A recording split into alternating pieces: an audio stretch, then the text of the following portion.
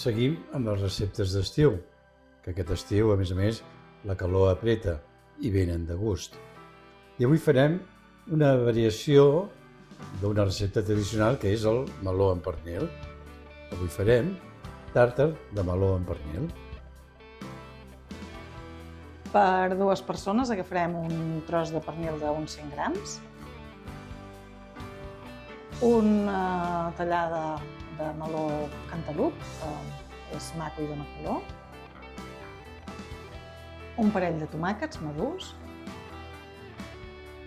un quart de ceba, o com que aquesta és petitona doncs en posaré mitja,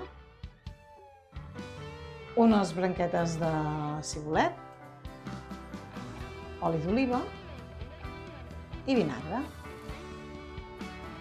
Començaré picant o tallant petitet el pernil. Primer faig tallets i després aquests tallets també els aniré partint més petits perquè ens quedin uns ouets molt petitons. Els tomàquets també primer de tot els pelaré i després també els tallaré a dauets petitons com he fet amb el pernil. Tenim el pernil tallat, picat petitet, també el tomàquet que l'he posat en un escorredor perquè vagi perdent l'aigua i ara picaré la cibulet molt fineta i també picaré les mitja ceba.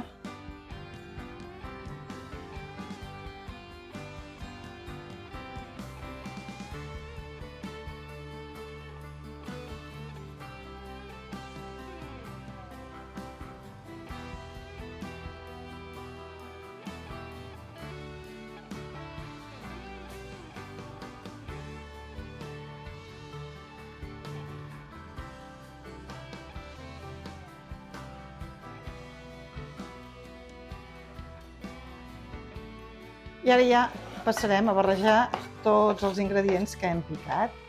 El cibulet, la ceba, el tomàquet i el pernil. Aquí hi afegirem també una cullerada d'oli d'oliva,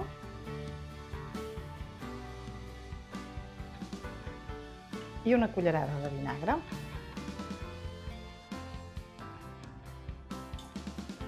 Això ho remenem ben remenat. En el bol ja tenim tots els ingredients barrejats i ara el que anem a fer és fer les làmines de meló.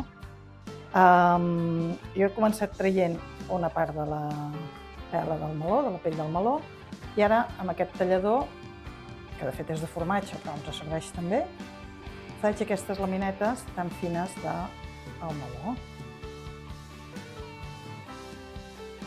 I ara sí que ja anem a muntar el nostre tàrtar de meló amb pernil. En aquesta forma, en aquest motlle, hi vaig posant els ingredients triturats.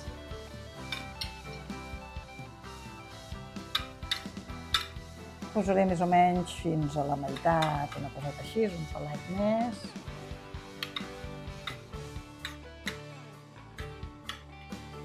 I ara trec el motlle i a sobre hi posaré els trossets aquests de meló que he anat tallant tan finets.